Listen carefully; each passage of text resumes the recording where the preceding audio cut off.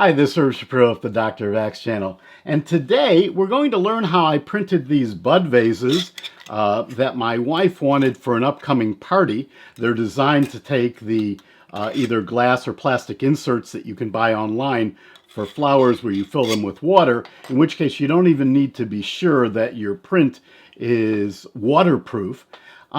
But as part of the process, I did something I typically do. I started with one design, that design failed, and ended up with another design that's actually quite a bit more beautiful, worked well, and is a better print. So stay tuned, and we'll learn together how I went from this design to this design by both changing the design and changing slicer settings.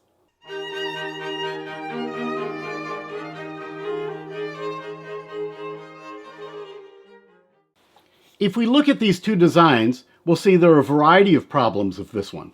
The first is that the top area here, and I'll show you a close-up of this on the screen, is not solid. The second is the print is full of bumps. Now, the top area not being solid ends up being a design issue, not a slicer issue. You might think because there's no infill, because this was printed in Vase Mode, that caused the problem. But in fact, that's not the problem. So let's roll back to the beginning. I'll show you how I designed this, what slicer settings I used, and then we'll talk about how to modify the design and the slicer settings to end up with this print, which is quite beautiful and quite a bit more solid than the starter print. So let's go to the screen, and I'm going to use FreeCAD to design this vase.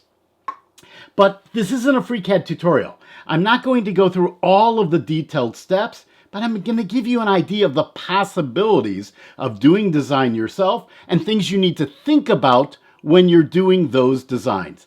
Let's go to the screen. Okay, I'm on a blank page here, and I'm going to first just show you the concepts behind using FreeCAD. So I'm going to start a new drawing, a new model.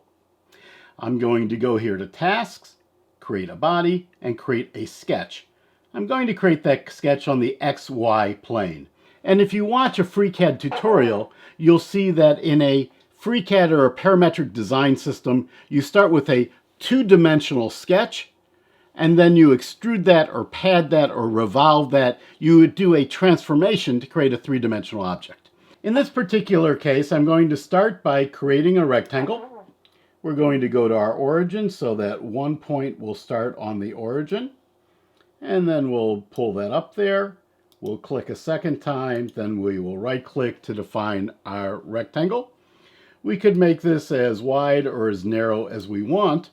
And if we were doing this for reuse in a very careful way, we'd add dimensions on all this. I want to just show you the concept behind creating a vase in a parametric design system. So I'm going to close this sketch. And now I'm going to take and do a revolution. In some systems, it's called a revolve. And what we'll see here now is we have a cylinder. So we took a rectangle, which was a slice, a two-dimensional object, and we turned it into a three-dimensional object. I can go back to that original sketch. I could modify that sketch. I can close this, and now we'll see our revolve modified. I can go back to that sketch and I can make it quite a bit more complex. So let's add another rectangle to it. And we'll add another rectangle down here. And now I'm going to remove this extra line here because we're not going to need it for our sketch. So I'm going to go over here to this tool here and click on that line, and then delete it. And now we have a slightly different shape. Because I already have a revolve though, if I take and go back to my revolve, we'll see here we now have an interesting shape. Okay, now let's look at a bit more complex model. I've opened here on the screen a model that consists of a series of line segments and also a curve. And we can alter the parameters of this curve with these various handles. And just as in the prior example, in this example, I'm going to use a revolve. So if I take and close this, and I click on the revolve here, we now have a much more sophisticated vase. But you'll see this is completely solid. That, however, is not a problem because the slicer can be used to hollow out, but to print, in essence, in vase mode. So let's look at this model now in a slicer. So I'm going to open up Cura here. Okay, now that we're in Cura, let's open up our vase. And you'll see here we have a solid vase. However, when I go to slice this, I have two alternatives to make it into an actual vase. One is I can go to special mode here in Cura, and I can turn on spiralize, which in some slicers is called Vase Mode.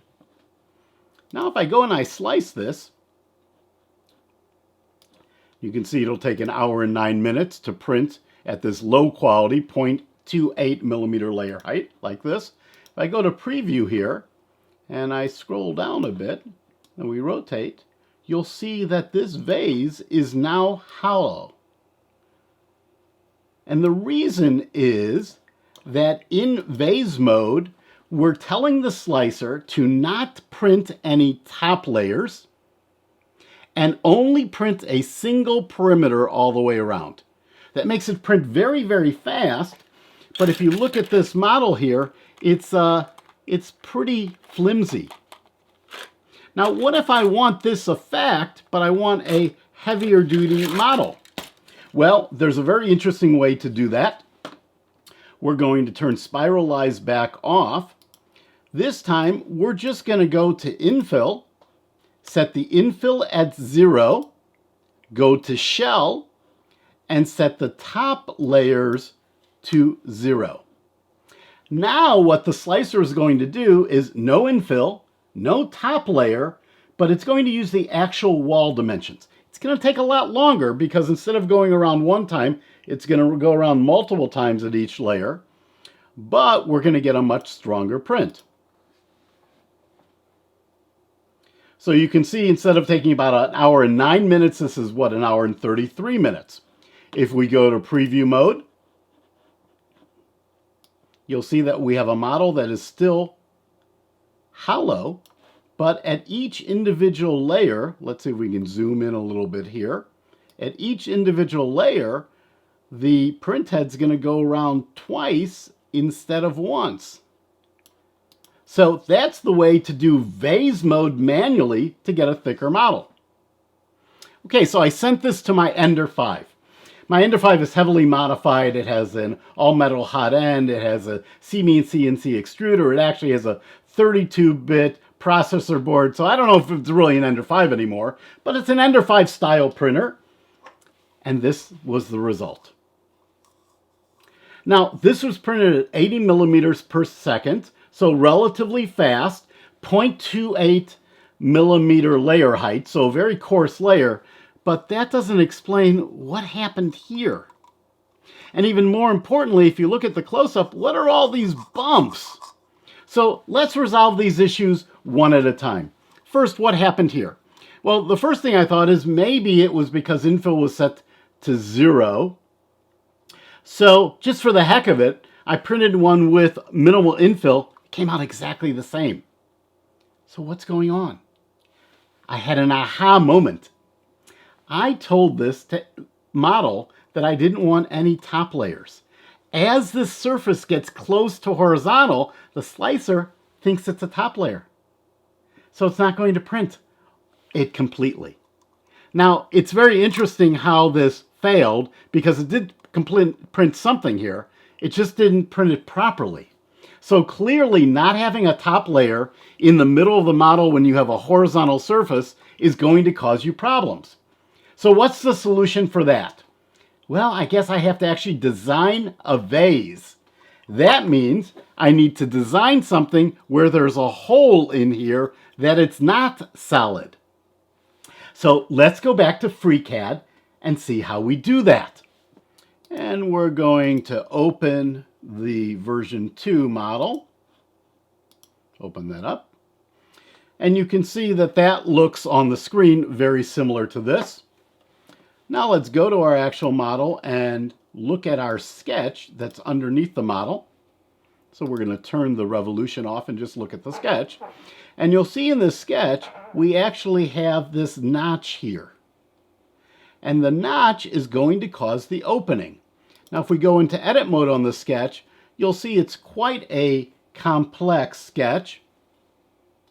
And we have it fully dimensioned, which means every part of the sketch has a dimension on it so that it's locked into place. That makes it a little hard to see, so we'll go back to this mode.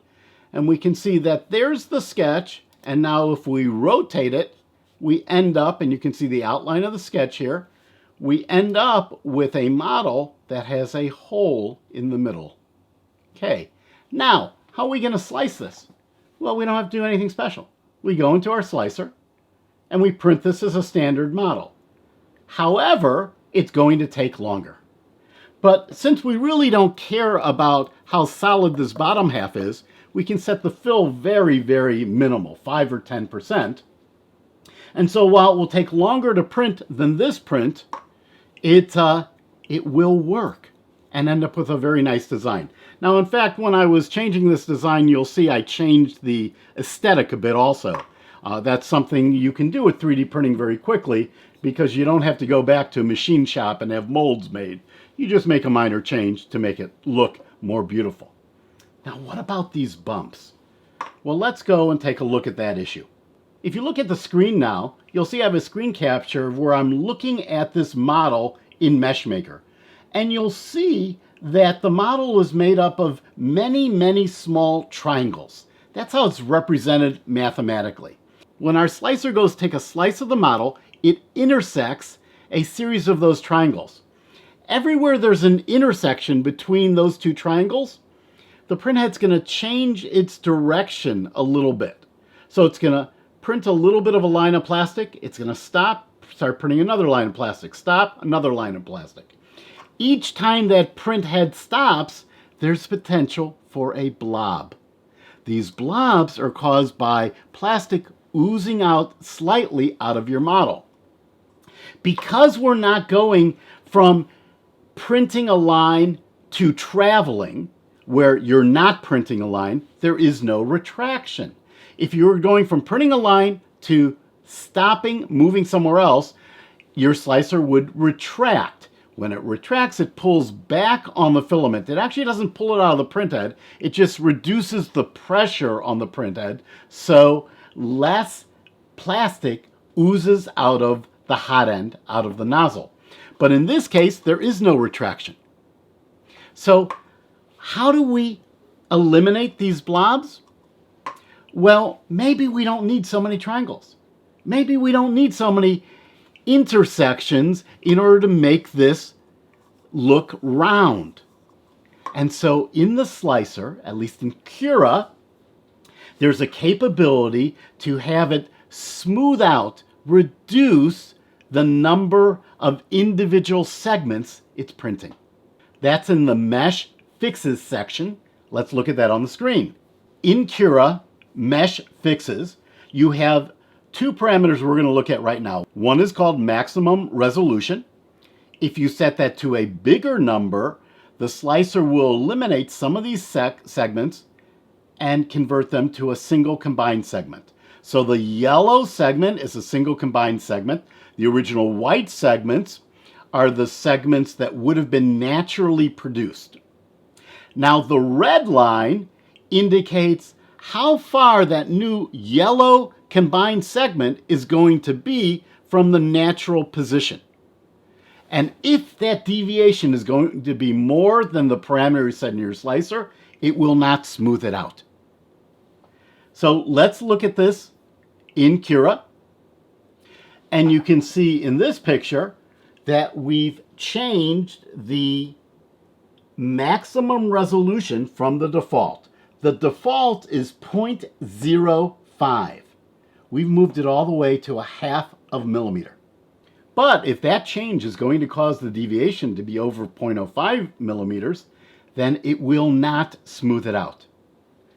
The result is this vase.